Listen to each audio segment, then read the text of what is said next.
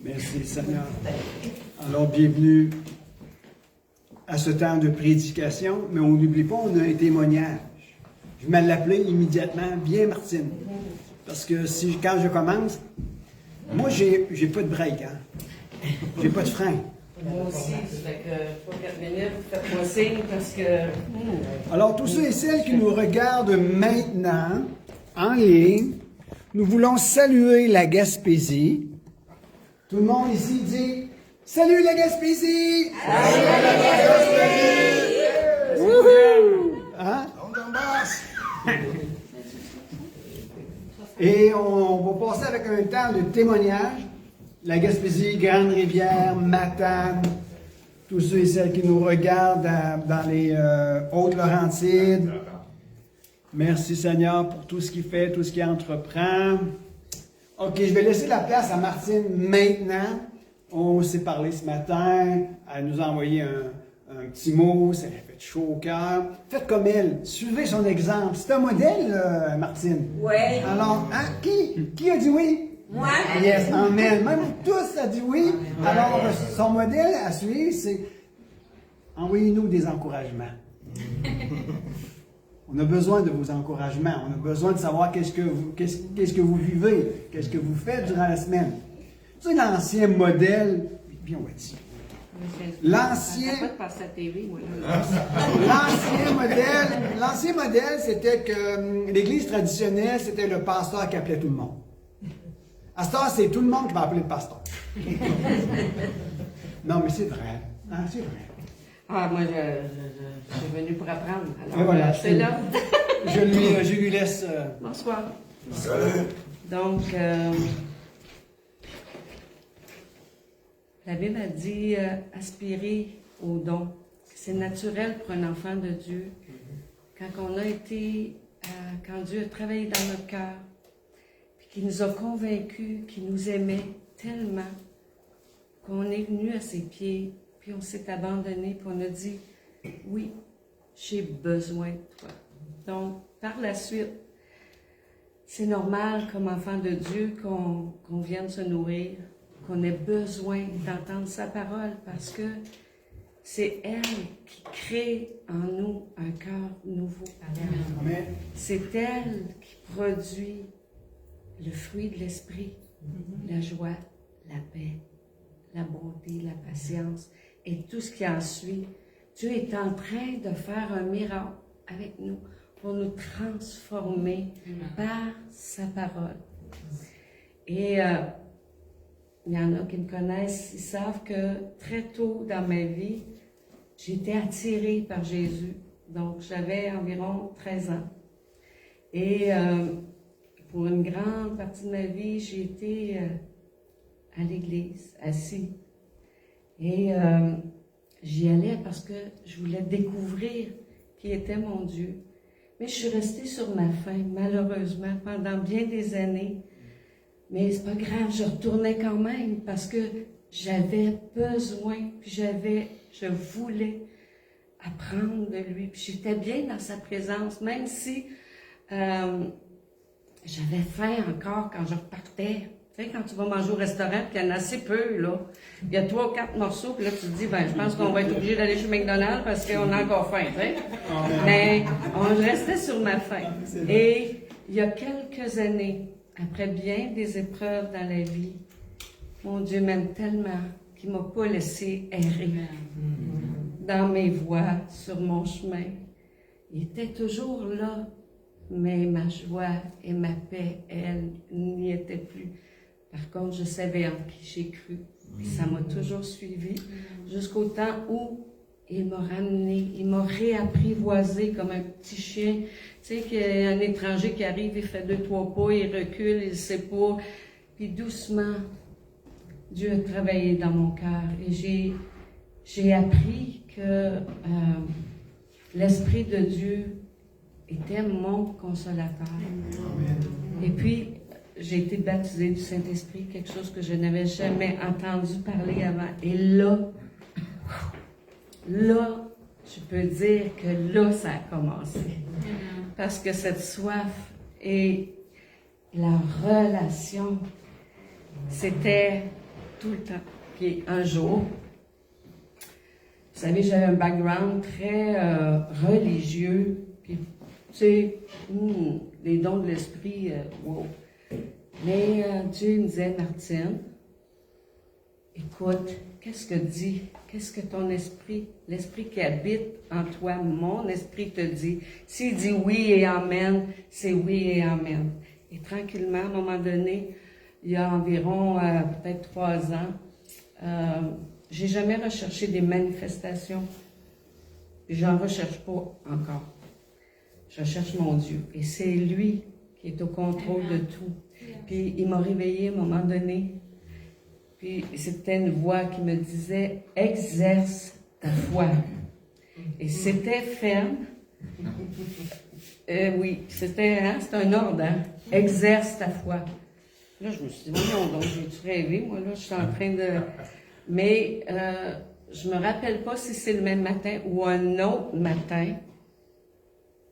Puis je rêvais pas, j'étais à moitié réveillée, j'étais comme sur le bord de me lever. Puis comme je vous entends, c'était une nouvelle fois, exerce ta foi. Je me suis assise sur le bord de mon lit, puis j'ai dit, c'est bien beau ça, Seigneur, qu'est-ce que tu veux que je fasse, là? Exerce ta foi, exerce ta foi. Je fais ça comment? Et mon Dieu, tu sais, le temps pour Dieu n'est pas le même que nous, on le calcule. Pour moi, c'est très long, parce que j'avais tellement soif de voir et tout ça. Mais aujourd'hui, j'apprends qu'est-ce que c'est exercer ma foi. Et pour que Dieu se manifeste, ben, il faut que je l'écoute, puis il faut que j'accepte ce qu'il me dit aussi. Et ce matin, avec la formation qu'on a eue cette semaine, je me suis approchée d'une nouvelle façon dans mon temps. Et j'ai posé une question. Voyez-vous, on apprend, ça sert toujours et encore. Il faut l'oser, la poser la question. Fait que j'ai dit, Saint-Esprit, qu'est-ce que tu as pour moi ce matin? Et je me suis mis à lire l'histoire de Jésus quand il était là. Une histoire que j'ai lue à maintes et maintes reprises. Mais ce matin, je le voyais. Je le voyais en train de faire tout ce qu'il disait. Je ne faisais pas juste lire avec les versets que je connais déjà, ceux qui vont suivre. Je le voyais. Puis à un moment donné, j'ai lu dans Marc 2, et c'était au verset 22. Jésus parlait au peuple, il parlait à ses disciples et dit « Et personne ne met du vin nouveau dans de vieilles outres. Autrement, le vin rompt les outres, et le vin et les outres sont perdus. » Puis dans la traduction Parole vivante, ça dit « Quand le vin nouveau a un mou, il y a quelque chose qui fermente, qui est actif. » Et ça ne peut pas entrer dans des vieilles outres ou des vieilles bouteilles parce que ça travaille tellement que tout...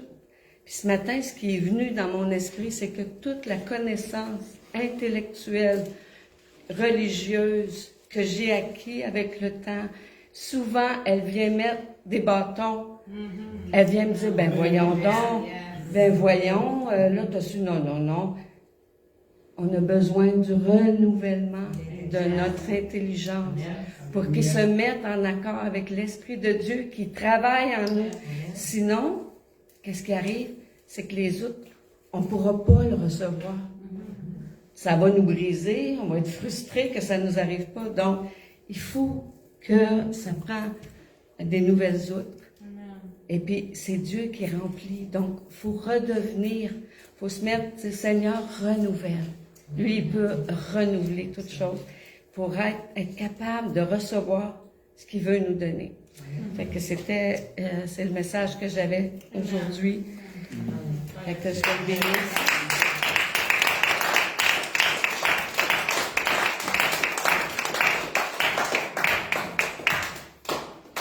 Amen. J'espère que ça parle fort à quelqu'un ici.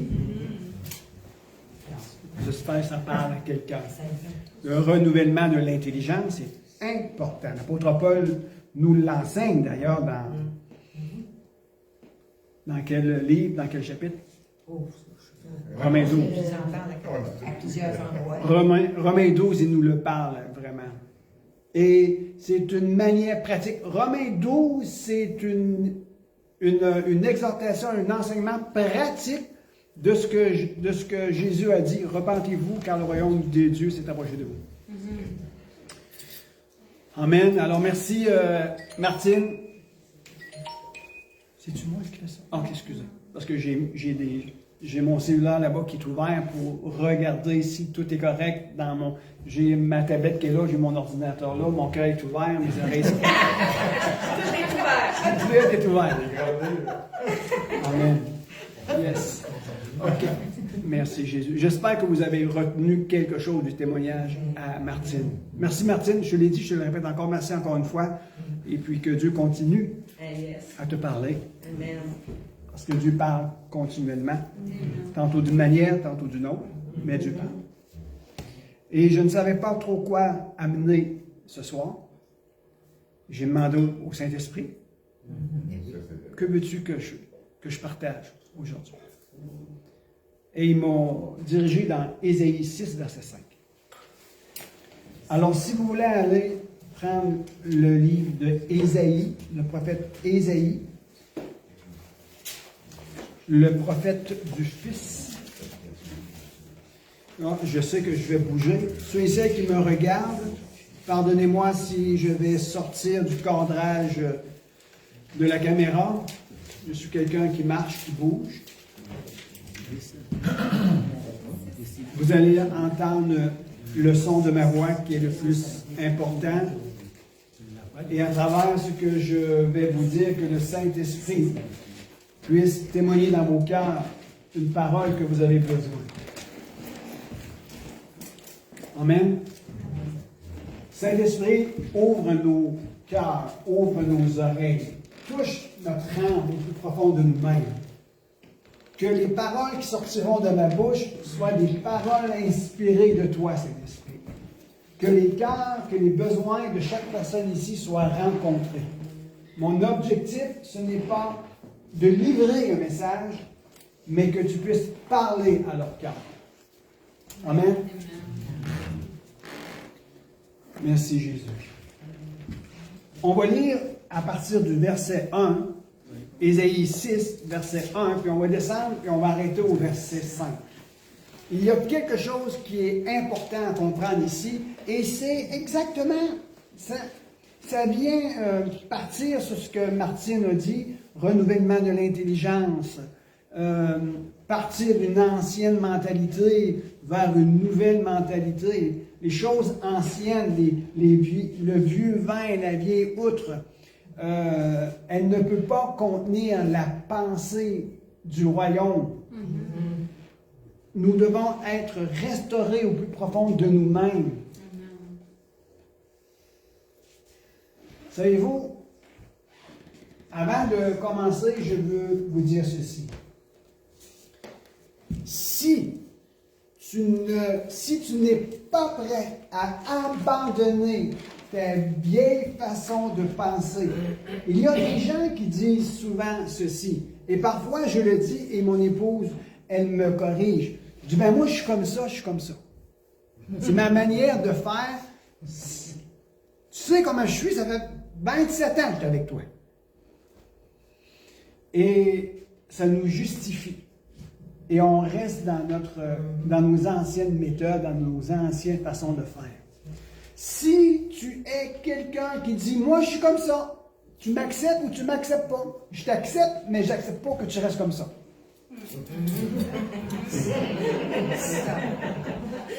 Jésus, lorsqu'on est venu à lui, il a dit, viens à moi. Il nous a nettoyés, il nous a sanctifiés, il nous a purifiés, il nous a lavés, il nous a dépouillés du péché qui nous enveloppait si facilement, il nous a purifiés, il a brisé même la puissance du péché en nous. Il dit maintenant, je t'appelle à changer de vie. Je t'appelle à te détourner de ta vaine manière de vivre.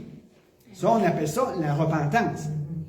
Et il serait difficile pour toi d'accéder à la vie éternelle. Il serait difficile pour toi de grandir en maturité avec des pensées qui ne sont pas transformées. C'est difficile de vivre notre vie chrétienne avec l'ancien moi.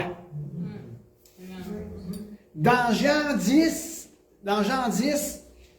vous pourriez aller le lire, je paraphrase. Jésus est en train de parler à ses disciples, à ses brebis. Il est en train de parler avec une foule. Il dit, celui qui est venu avant moi dans ta vie, celui qui est rentré en toi avant moi, ou je vais le dire d'une autre façon,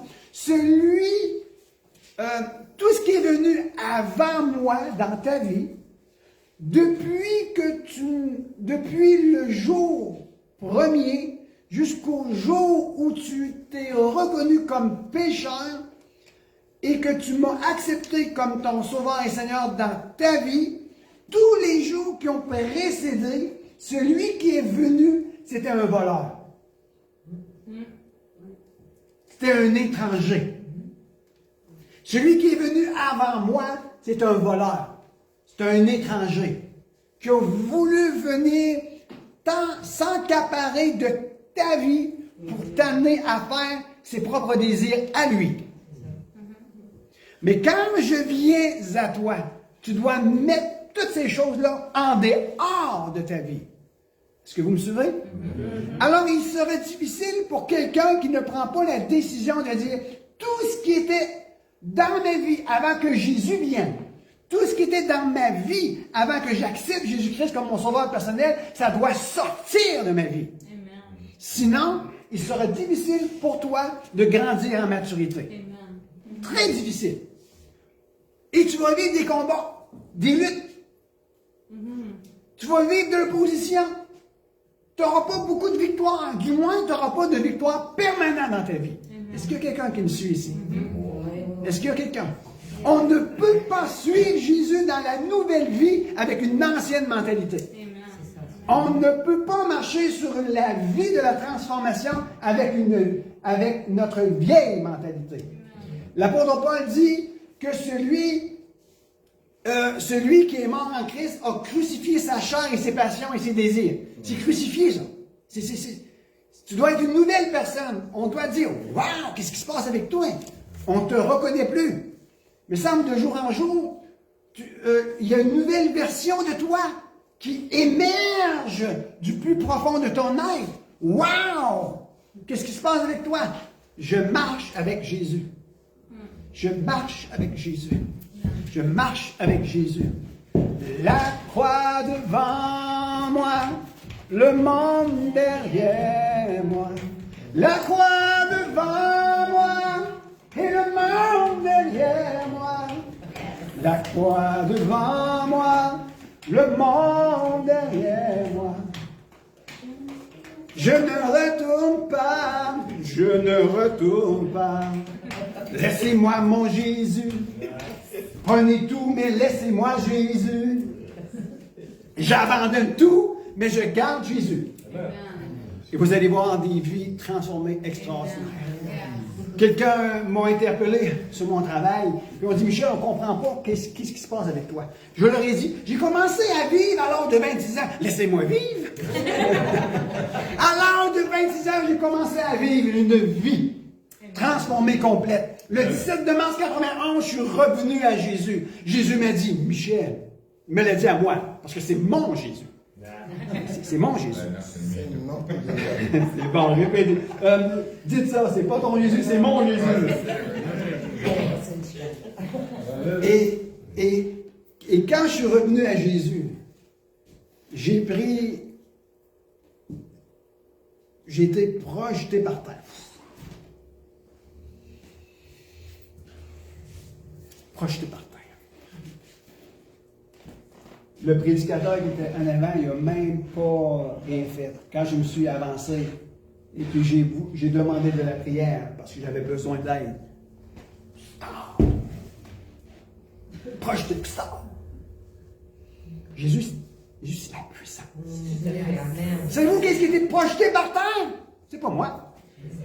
C'est ce qui me gardait loin de Dieu. A été projeté par terre. Comprenez? Ce qui me retenait loin de Jésus a été projeté par terre. Et quand Jésus est venu, quand Dieu s'est présenté devant moi, et je l'ai vu comme ça. J'ai dit, Seigneur Jésus, pardonne-moi. Il a tendu sa main. Je me suis relevé. Et il m'a dit, maintenant, Michel, tu dois me suivre. Suis-moi. 98%? Non.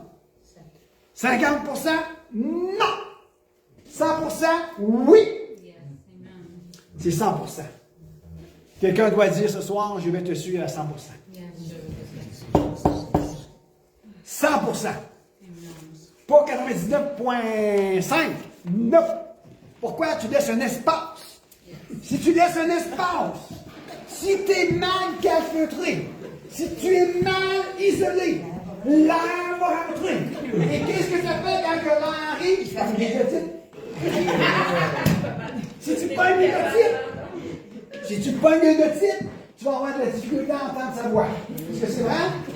Alors, 100%. 100% avec Jésus. 100% avec Jésus. 100% avec Jésus.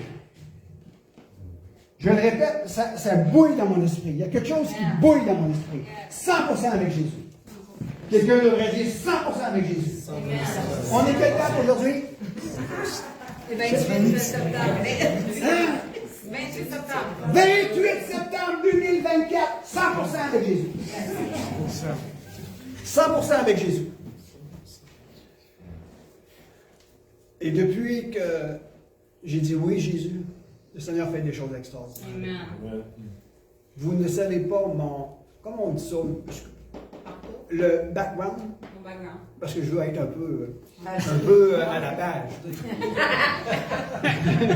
Mon background, personne ne connaît mon background, hein? Personne ne le connaît. Mon épouse le connaît.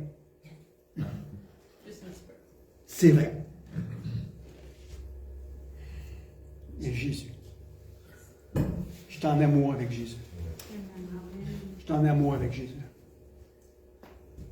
Pleinement en amour avec Jésus. Et il y a un homme ici, du nom de Ésaïe, a fait une expérience avec Jésus. Vous avez fait des expériences avec Jésus. Est-ce que c'est vrai? Mais il faut que votre expérience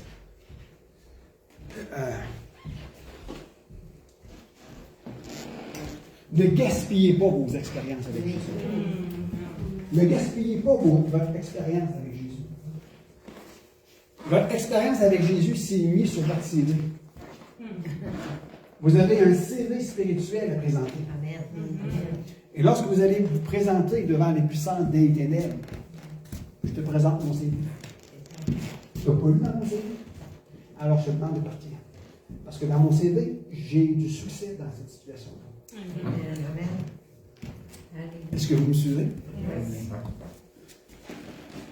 Mais les puissants des ténèbres vont toujours venir jouer dans vos expériences que vous avez négligées. Les expériences avec le Seigneur qui vous a conquis le cœur, les puissants des ténèbres ont peur.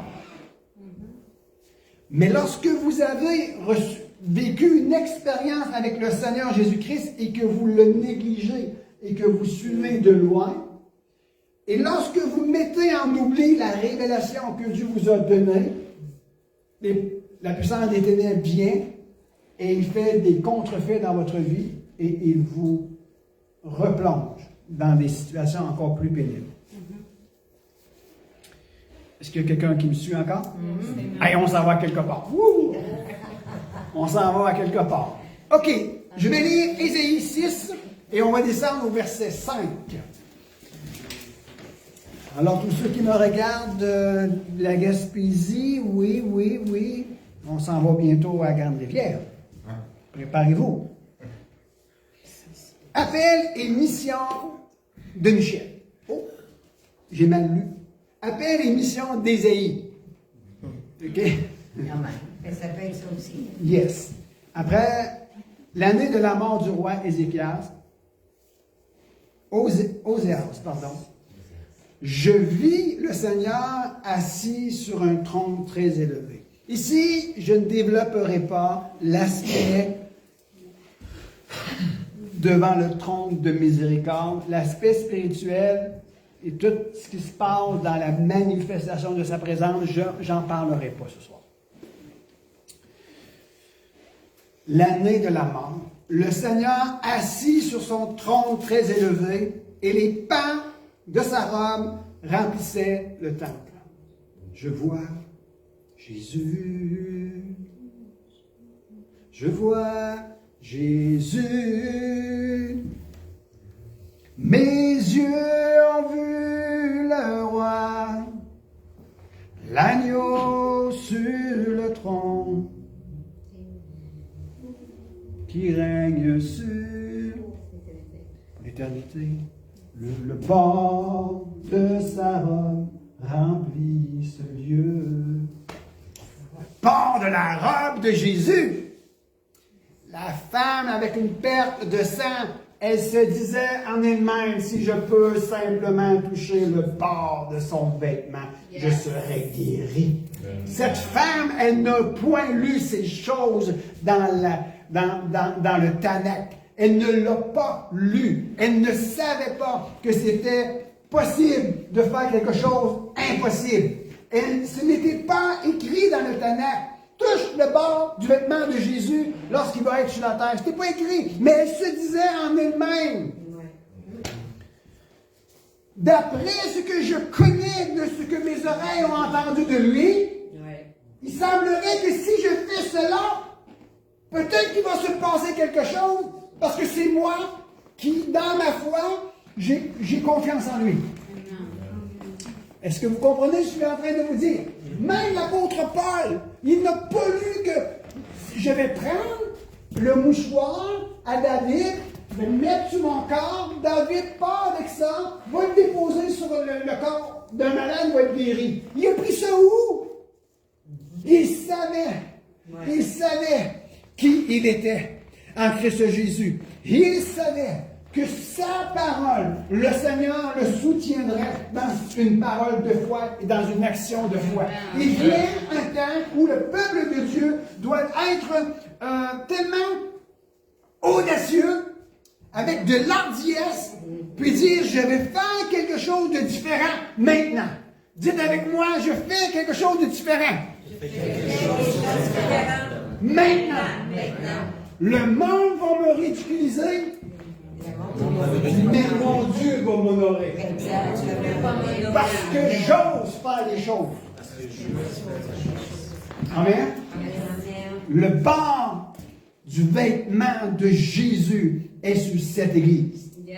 Le bord de la robe de Jésus est sur cette église. Est sur ma maison. Et je suis en sécurité. Je suis à l'abri dans les bras de mon Dieu d'amour. Nous ne sommes pas n'importe qui. Nous sommes sous la tutelle et sous la protection du Dieu très haut. Il nous regarde et sa robe je suis abrité sur la robe de mon roi des rois. Yes, sir. Je peux continuer? Yes. Oui. Au verset 2, des séraphins se tenaient au-dessus de lui. Il avait chacun 6 ailes. 2 dents, il se couvrait la face. 2 dents, il se couvrait les pieds. Et 2 dents, il se servait pour voler. OK, je continue. Ils criaient l'un à l'autre et disaient, Saint, Saint, Saint est l'Éternel des armées. Toute la terre est pleine de sa gloire. Wow. Ça dit, les portes furent ébranlées, ou les sous-battements, ou les coudées du temple furent ébranlés dans leur fondement par la voix qui retentissait. Et la maison se remplit de fumée. Wow. Continuez. Alors je dis, Isaïe est en train de vivre une expérience extraordinaire. Alors je dis, malheur à moi, je suis perdu. Mais alors à moi, je suis perdu, car je suis un homme dont les lèvres sont impures. J'habite au milieu d'un peuple dont les lèvres sont impures. Et mes yeux ont vu le roi, l'Éternel des armées. Avez-vous déjà expérimenté dans votre temps de prière? Vous êtes en train de lire, vous êtes en train de louer, vous êtes en train de parler avec Jésus et que vous sentez soudainement une présence, sa paix, sa joie, et vous dites, ah, mais Seigneur Jésus, merci Seigneur. Merci Jésus. Puis soudainement, vous vous sentez à l'intérieur sale. Sale. Dérangé. OK, dérangé. Elle est compatissante. Elle est miséricordieuse. Une bonne aidante. OK. Continuez comme ça. Et là, vous sentez quelque chose qui ne marche pas à l'intérieur. Est-ce que ça vous est déjà... Je vais actualiser ça, OK? Je vais l'actualiser. Vous vivez votre vie chrétienne. Vous allez... vous êtes dans votre temps de prière. Vous faites ce que vous pensez qui doit être fait. Vous lisez la Bible. Vous priez, vous chantez, vous louez. Mais il y a toujours comme quelque chose qui ne fonctionne pas dans vos vies. Quelque chose qui ne fonctionne pas. Et vous voyez au-devant de vous comme votre destinée. Il me semble quelque chose de mieux pour moi. Il me semble qu'il y a quelque chose que je peux faire, mais il y a quelque chose qui bloque. Est-ce que vous me souvenez encore? Oui. Mais il doit se passer. Il y a quelque chose qui ne va pas. Vous êtes d'accord avec moi? J'ai été longtemps comme ça. Je peux vous le dire. Moi, j'ai accepté Jésus-Christ à l'âge de 13 ans. J'ai reçu mon appel à l'âge de 17 ans. Je suis revenu au Seigneur à l'âge de 26 ans. Et j'ai commencé à rentrer dans mon appel actif à l'âge de 44 ans. C'est un parcours, hein? Mais j'ai dit, qu'est-ce qui se passe avec moi, Seigneur? Qu'est-ce qui se passe avec moi? Le parcours d'un combattant. Hein?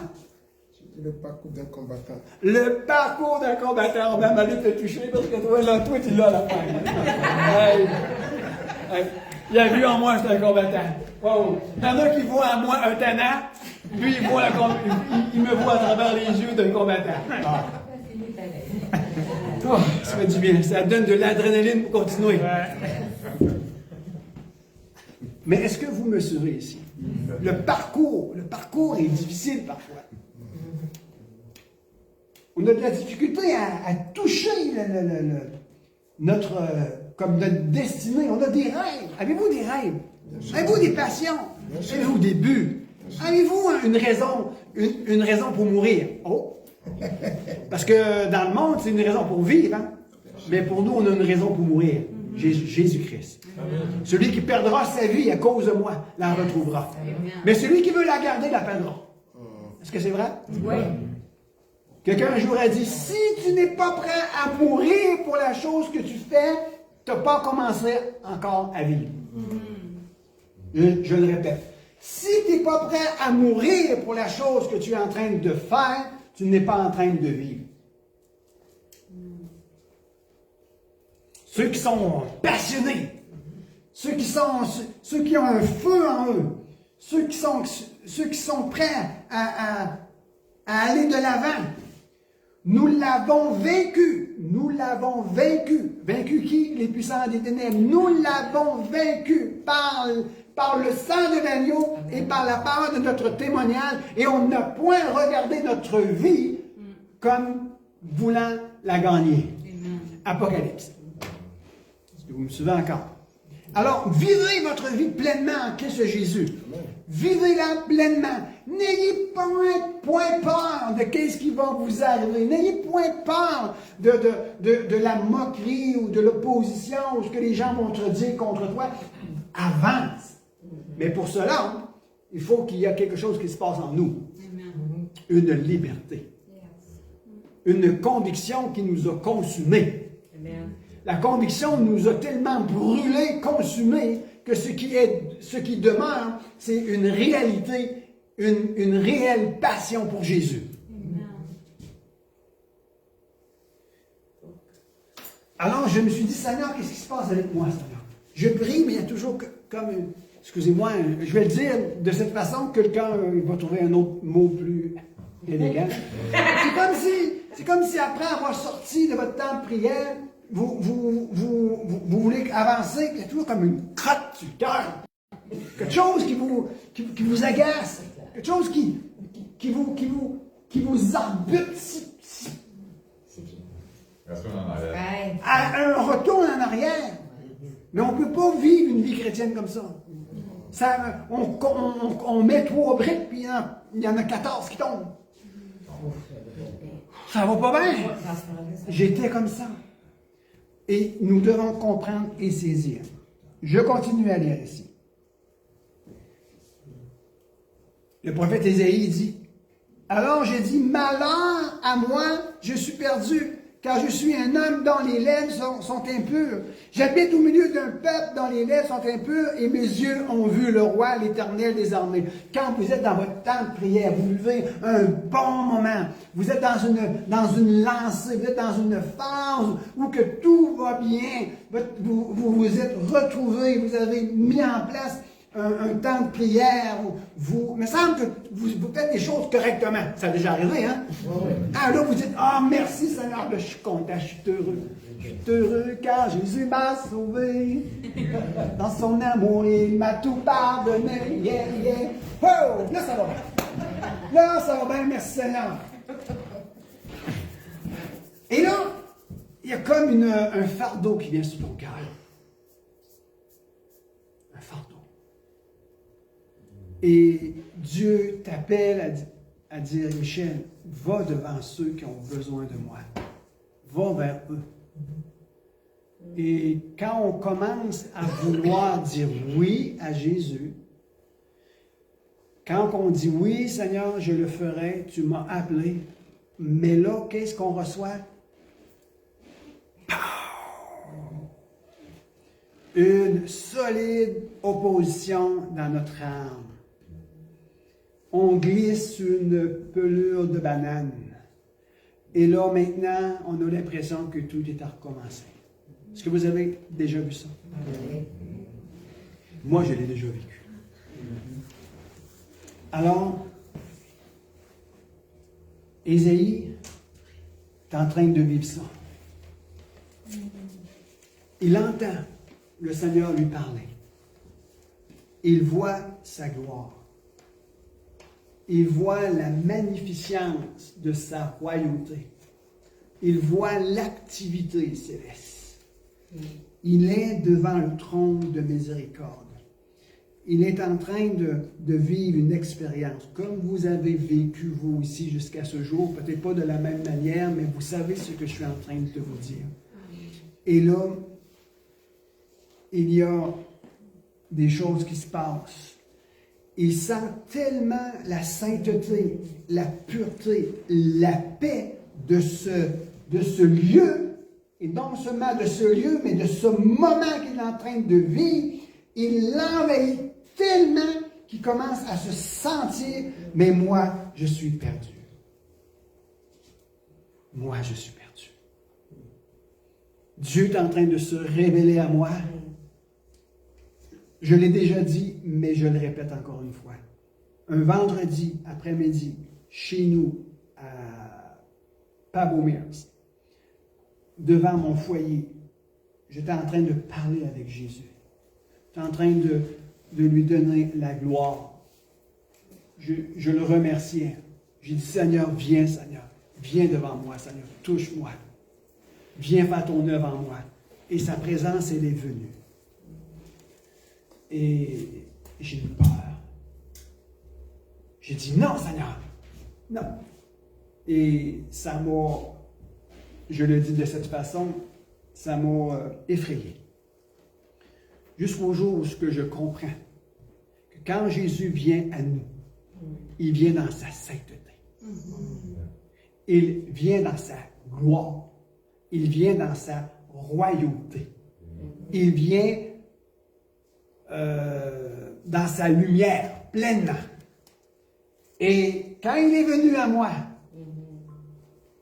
les ténèbres, le péché, été confronté. Et j'ai eu peur parce que je savais que j'étais un homme fait de chair et de sang et qui avait besoin de repentance dans sa vie pour aller plus loin. Il y a un temps et un moment dans votre vie que si vous voulez aller plus loin, il va falloir que vous vous repentez maintenant. Pour aller encore un peu plus loin dans le processus de votre destinée, le temps vient où tu dois abandonner quelque chose maintenant. Ce que tu as fait hier comme sacrifice, ce que tu as fait hier comme repentance, ce que tu as abandonné concernant les choses d'hier, c'est bien, parce que ça t'a permis d'être là où tu es maintenant. Maintenant, il faut que tu montes en grade. Il faut que tu upgrades un peu. Il faut que tu vas un peu en maturité. Il faut que tu continues à saisir les grâces. Il faut que tu deviennes un peu plus à l'image de ton Seigneur Jésus-Christ. Il va falloir que tu continues à avancer. Amen. Alors, quand Jésus s'est présenté à moi, j'ai eu peur. Et ça m'a pris quelques mois pour comprendre et saisir que ce que Dieu voulait simplement me faire comprendre, c'est qu'il voulait me révéler qu'il y avait encore des choses que je devais abandonner.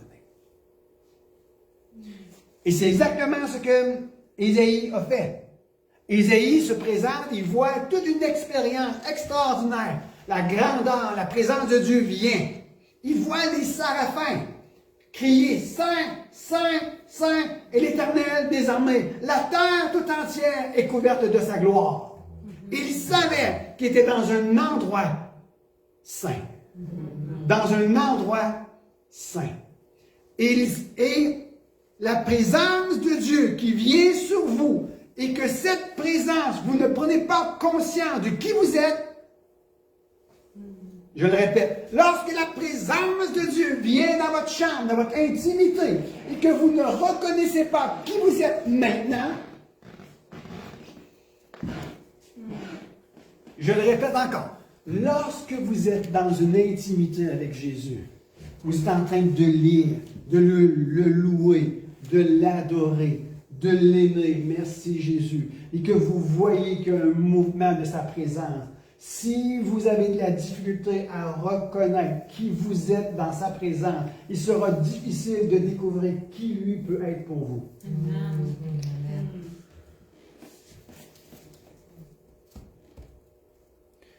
Isaïe a dit, « Je suis un pécheur. Mes lèvres sont impures. »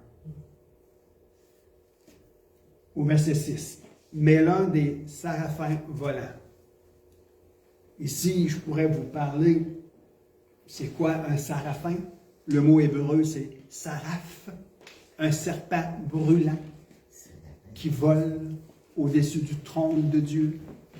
Ils volent au-dessus de la gloire de Dieu. Et ils ont un mandat particulier. Il dit, l'un de ces séraphins volant vers moi, tenant à la main une pierre ardente qu'il avait prise sur l'autel avec des pincettes.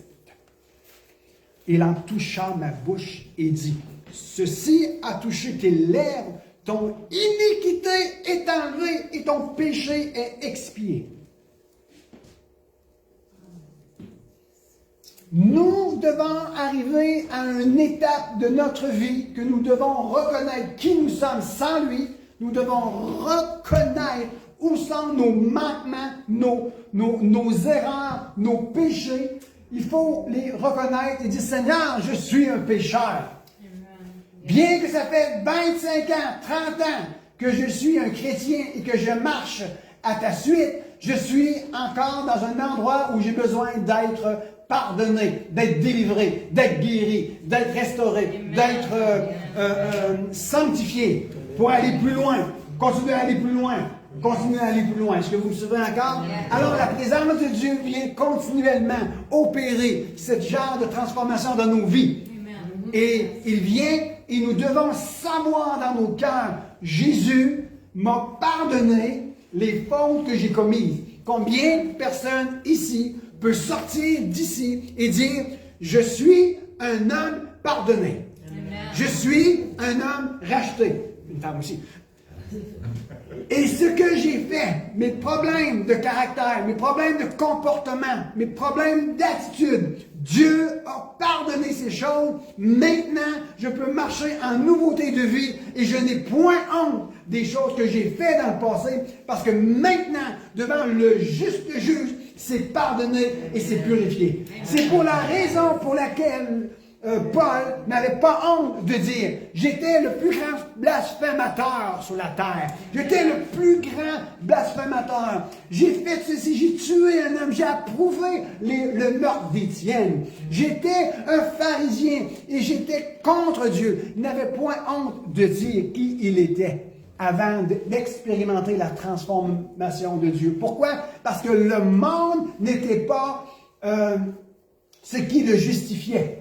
Indépendamment de ce que le monde pouvait dire, pour lui, ça ne le dérangeait pas. Parce qu'il savait que même si lui ramenait les erreurs du passé, Dieu le Père les avait oubliés. Mais le fait d'emmener les erreurs du passé devant une foule, c'était simplement pour lui, pour leur démontrer que le Dieu qu'il servait, c'était un Dieu de transformateur. Amen. Amen.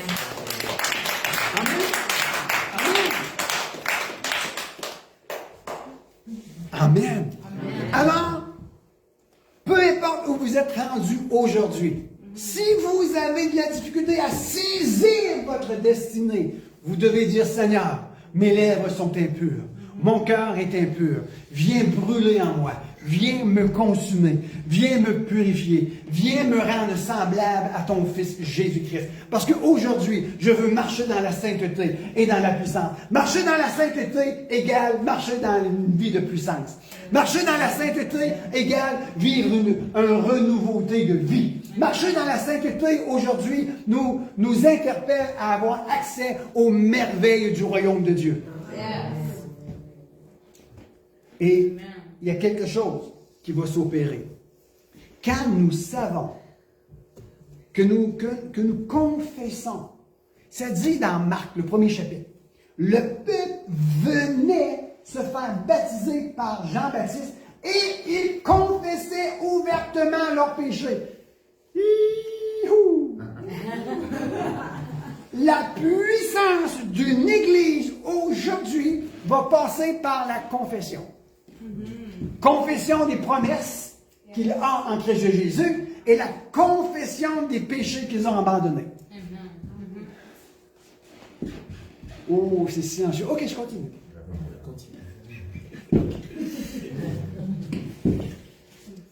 Je termine.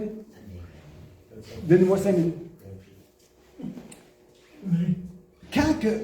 Quand Ésaïe a été touché par une pierre brûlante, l'ange de Séraphin a pris par ses pincettes une pierre.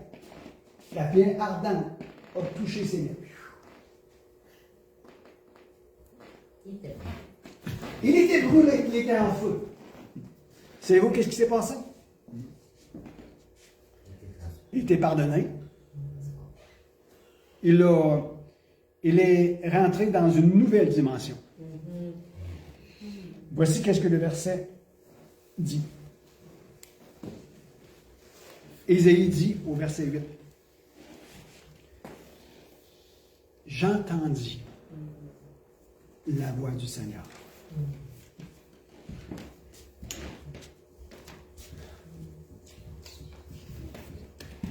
Quand notre vie, qui est exposée devant Dieu,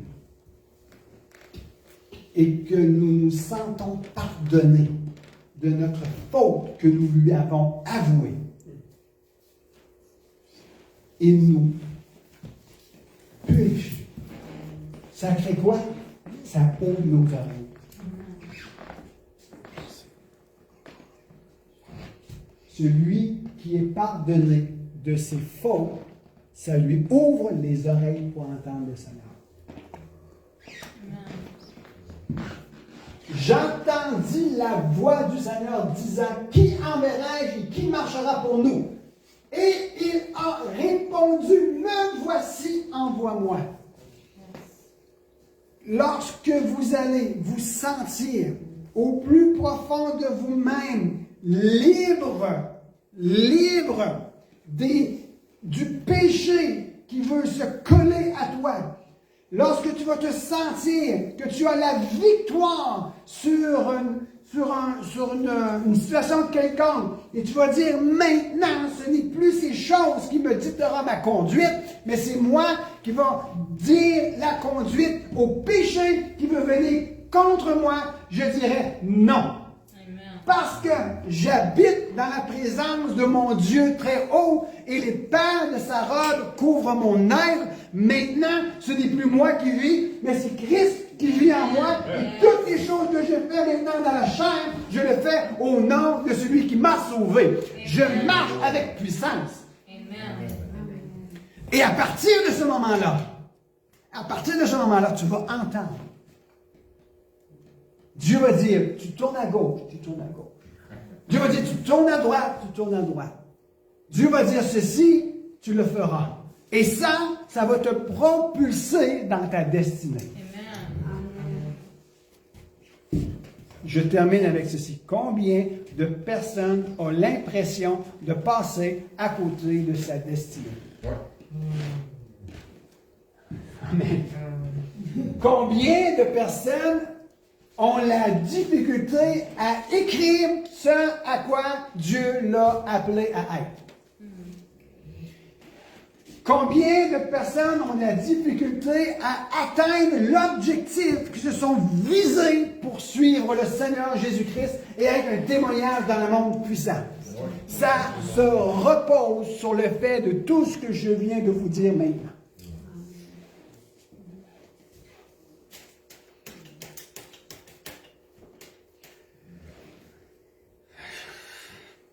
Est-ce que c'est correct? Yes.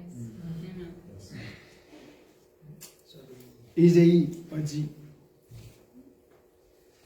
le jour, le moment où il s'est senti purifié, pardonné, restauré, lorsque le feu du Très-Haut est tombé sur sa vie, il s'est mis à entendre la voix de son maître. Voici ce à quoi je t'ai appelé. Va. Beaucoup d'hommes, de femmes, jeunes hommes et jeunes filles qui sont sur cette terre aujourd'hui, qu'ils reçoivent des appels et des destinées à accomplir et ils ne parviennent jamais à développer ou à être activés simplement à cause qu'il y a quelque chose de désobéissant et de péché qu'ils entretiennent dans leur vie. À cause, je le dis d'une autre façon, à cause que leur vie n'est pas reposée sur une vie de repentance. À cause que leur vie ne vit pas un changement de mentalité.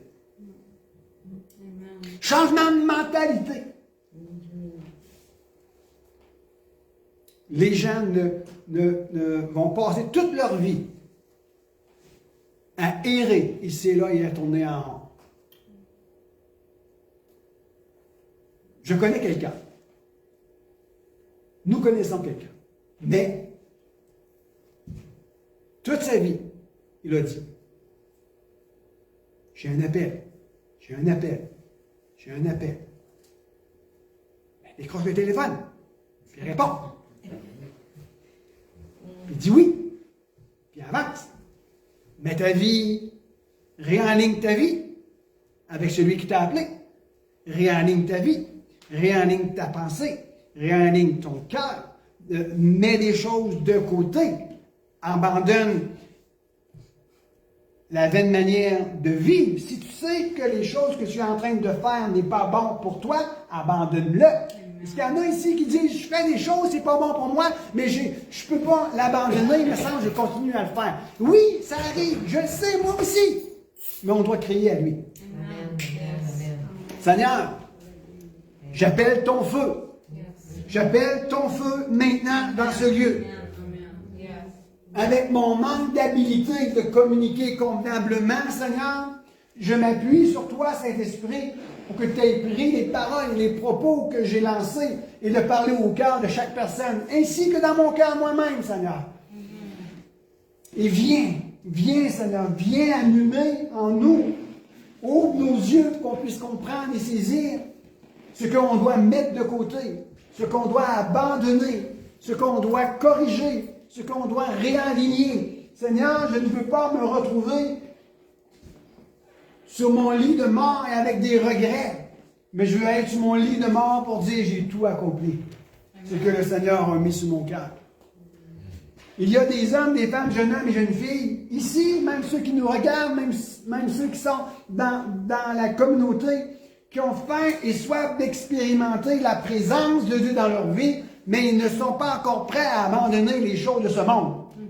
Si tu veux expérimenter la présence de ton Dieu si merveilleux, que son trône est au-dessus des cieux, il va falloir que tu commences à abandonner les petites choses de la terre. Amen.